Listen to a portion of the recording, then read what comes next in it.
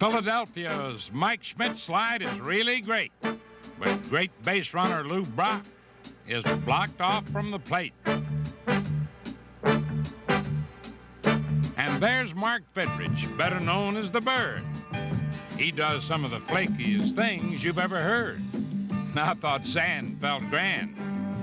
And you just can't improve on a sign like this. Maybe we oughta. And then again, maybe we oughta not. Here comes Larry Bowa. Watch him jump up and down.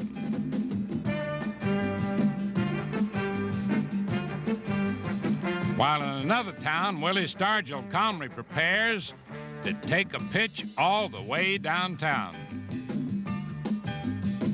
And Hector Cruz makes a catch that's mighty hard to match. Headlines and highlights from This Week in Baseball. Come July 19th at Yankee Stadium, it's All-Star time again. Mark Fidrych, along with southpaw sensation Frank Tanana, and his teammate, fireballer Nolan Ryan. They're among top American League pitchers who hope to stop the National League's winning streak. Ryan is throwing at a record-smashing rate. With the season not half over, Nolan has over 200 strikeouts. At that pace, he'll be the first pitcher ever to strike out 400 batters in a single season. In fact, this week he tied Sandy Koufax for another Major League record, 97 games with 10 or more strikeouts. But the American League will have another angel on their all-star pitching mound who should lift their spirits, California's golden boy Frank Tanana, who tops all starters in the major leagues in earned run average and in wins with 12. Still a youngster, but with ageless poise.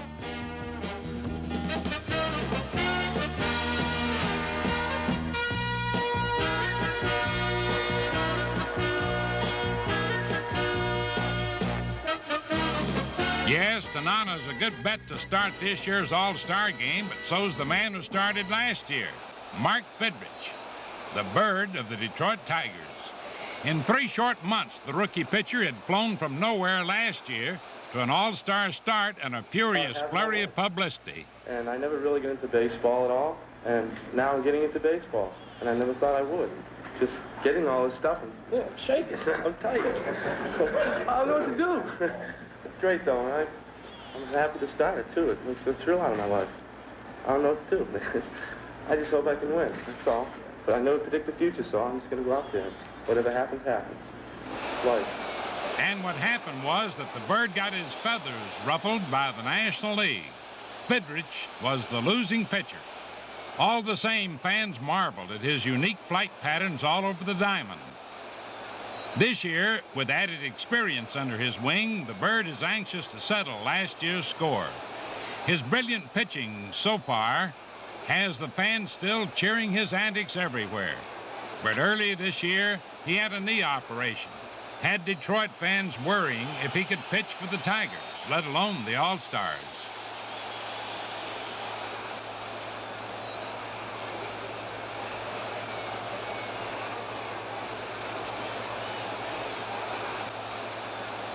But the Bird bounced back quickly and reassured everyone about that knee. Oh, my knee's fine. All I got is a scar now. You know, I don't worry about anything like that, man. It's just great.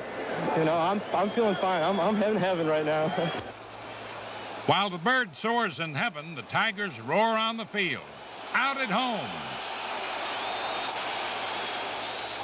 Rookie Steve Kemp crashes home safely.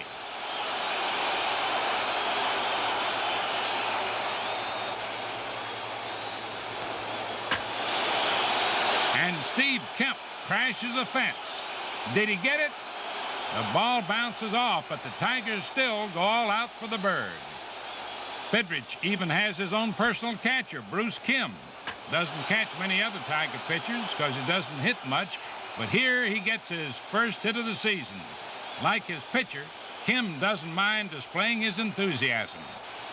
In a game this week against the Red Sox, Jason Thompson stepped up. And watch him now as he tees off for his 15th home run of the season.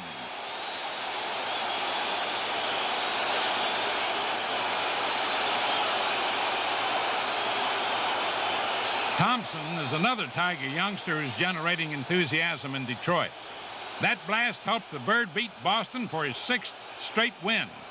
Although he lost his next start, the Bird's enthusiasm could be just what the American League will need this month at the All-Star game.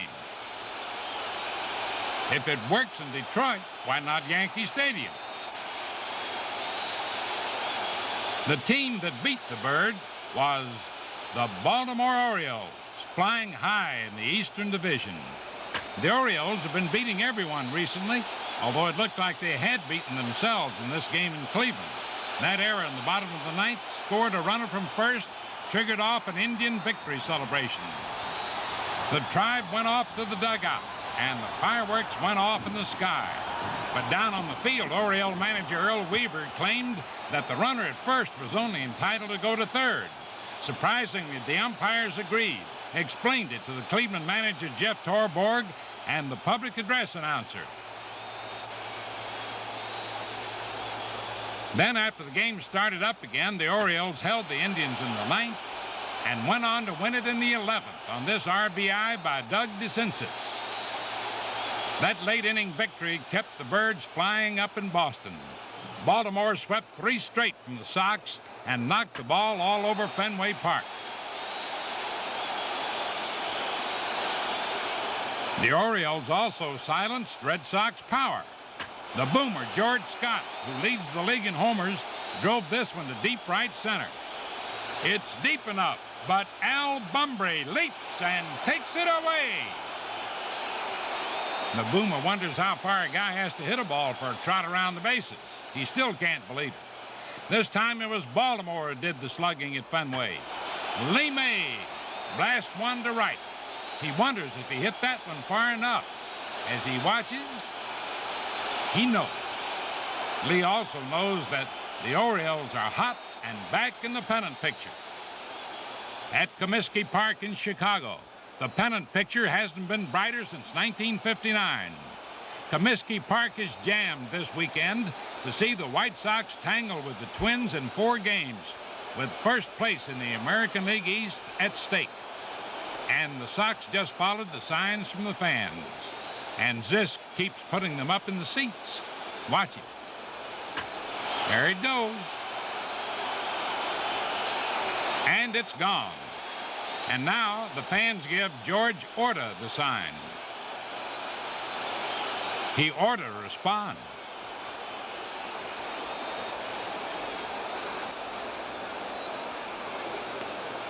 And by George, he does.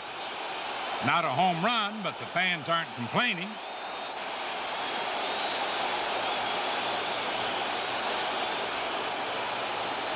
That's right. The bases loaded with the White Sox before a full house at Comiskey for Jim Spencer. Spencer can read, and he can hit.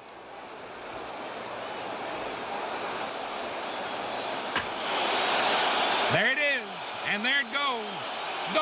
Going, it is gone. How about that? Spencer batted in 8 runs in that game, the second time this year he's done that.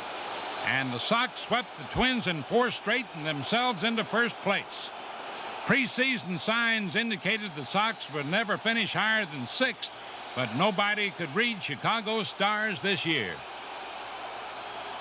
The National League's Eastern Division is really heating up. Cardinal manager Vern Rapp may not be making progress in this rap session with the umpire, but let me tell you, the Cards are progressing in the pennant race with some great defense. Just watch these great plays.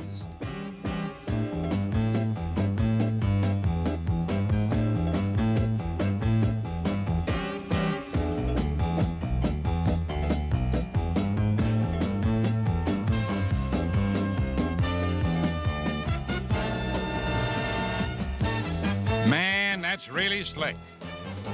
By the way, Gary Templeton is one of several Cardinal rookies who have combined with veteran Lou Brock to bring back memories of the old Gas House gang.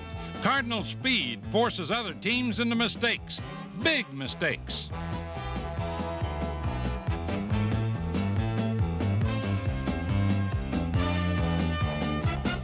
This time, they won't even try to throw. Speedster Mickey Scott will give them a break and stay at second. He'll just let league-leading hitter Ted Simmons drive him home, and Simmons does just that. By the way, St. Louis is second in league team hitting. Simmons is one reason, and another is Ken Reitz, back home after a year's leave of absence in San Francisco.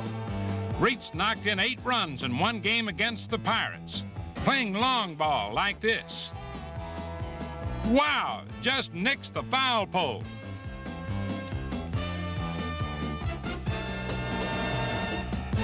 The Cardinals have been hitting so much lately that even Mike Tyson became a slugger this week, collecting his first 3 homers of the season.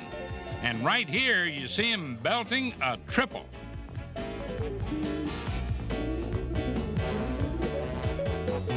Had a way to run, Mike. Cardinal fans are not only following a pennant race, but also following Lou Brock's race with Ty Cobb for the all-time base-stealing record. Watch him, there he goes. And he makes it, putting Lou just 15 away from the Georgia Peach, and the count keeps moving down. Back to the pennant race, the Cardinals are moving up. Recently acquired bullpen artist Raleigh Eastwick is doing what he did for Cincinnati, saving the close ones. This week he saved 2 against the slumping first-place Cubs. If St. Louis has a pennant in the cards, it could come from playing that relief ace every team needs to go all the way. The Philadelphia Phillies figured to repeat this year, but injuries to their relief ace, Tug McGraw, really hurt. But now McGraw is healthy, saving games, and Philadelphia is sounding the charge for first place. And fans are cheering a newcomer in the leadoff spot, Bake McBride, recently acquired from St. Louis.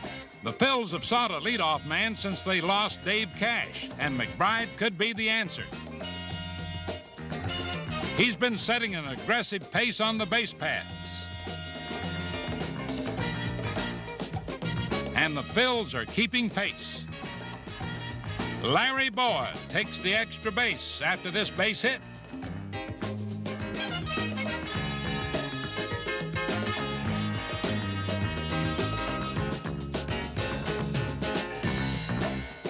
Even the bull, Greg Luzinski, is racing. Watch out for that charging bull.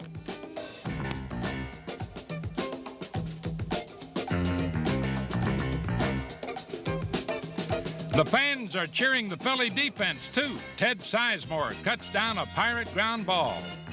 Pitcher Steve Carlton's headed for another 20-game season, and plays like that really help. Gary Maddox cuts down a Pirate runner. Watch. You're out. The Phils and Pirates are intense rivals, 2 favorite contenders, 2 Pennsylvania teams. And when they meet, the wins and losses are often decided by inches. Wow. Philadelphia fans were charged up this week with the Pirates in town, and so were the Phillies, who took 3 games. The wildest game was a 14-inning one. Chuck Tanner's team had scored 2 runs in the top of the 14th, but in the bottom of the 14th, the Phils put 2 men on base for an ex-Pirate, Richie Hebner, who's now becoming a hero in Philadelphia, as you'll see. There's the drive going to deep right field, going, and it's gone. Looks like a 3-run game-winning homer, but wait, Dave Parker plays the ball back. What in the world is going on? Larry Bowa comes out, claims the ball went over the fence. The umpires say no, it hit the top of the fence. Bowa goes bananas, but the umpires ruled it a 2-bagger and only 1 run scored. But moments later, Philly frustration turned into Philly celebration when Ted Sizemore got a base hit to bring Hebner home with a winning run. And this time, Larry Bowa is hopping again, but jumping for joy.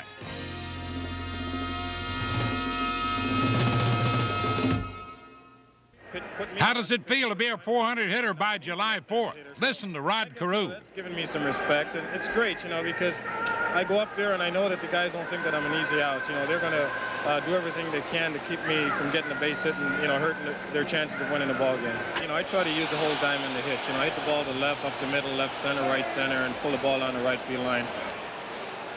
Rod is this year's Major League top vote getter on the All-Star ballots.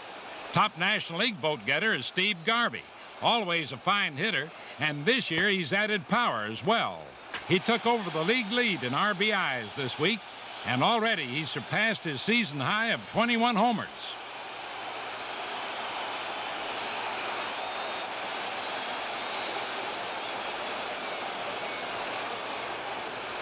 But if Garvey is to get the home run title, he'll have to overtake the league's reigning home run king of the past 3 years, Philadelphia's Mike Schmidt.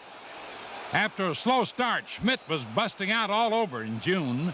This was Mike's 14th homer of the month, tying Ralph Kiner's league mark for most June homers. His hot bat has catapulted him into the Major League home run lead. Just watch this one. Deep to left field, there it goes. I believe it's off the wall. Not quite far enough for a homer. Or is it?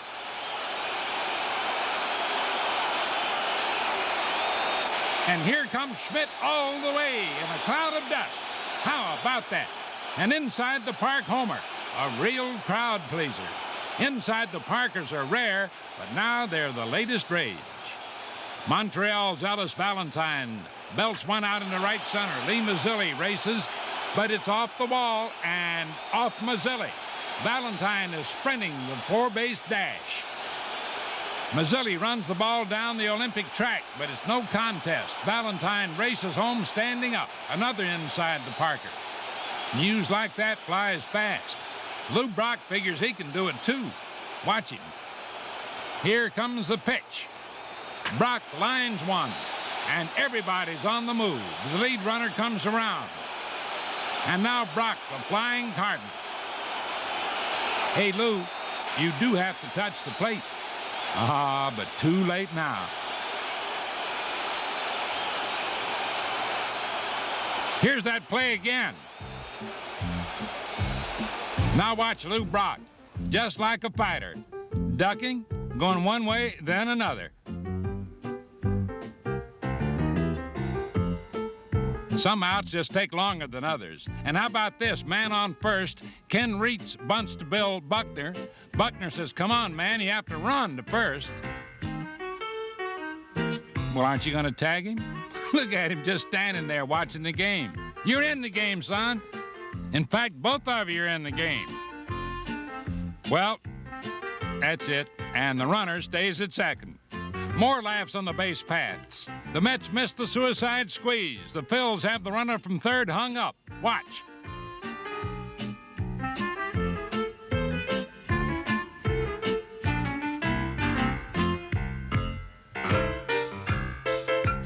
How long can this go on? Well, let's see. Gary Maddox decides he'll come in all the way from center field and take charge. Now, that's really taking charge. The Met runner, Joel Youngblood, was so worn out after all of this, he decided he's just going to leave the ball game.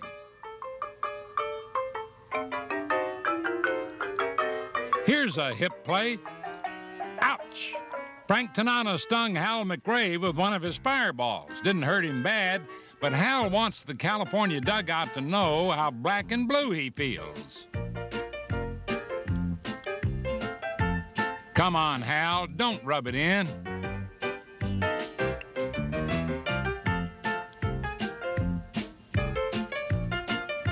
Ever wonder if umpires wish they were playing the game? Take a look. Give them a bat, and they're ready to swing away. Thank you. Pittsburgh's Willie Stargell has made some career of swinging away. When he puts this one away in the seats, it'll be the 400th of his career. Willie won't catch Hank Aaron, but he'll pass a lot of other great sluggers in the game's history before he's ready to call it a career. And what a career.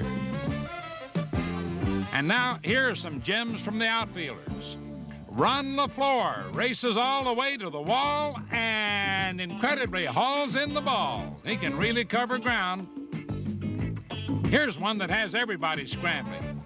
Cardinal Hector Cruz is charging. Great catch, but look out, man. Now he wants to be a spectator. And here's this week's Gillette Special.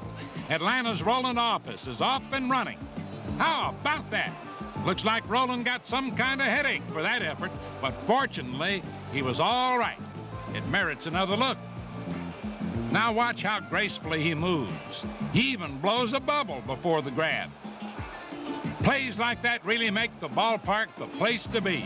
And friends, when it comes to unexpected thrills and excitement, baseball is the name of the game.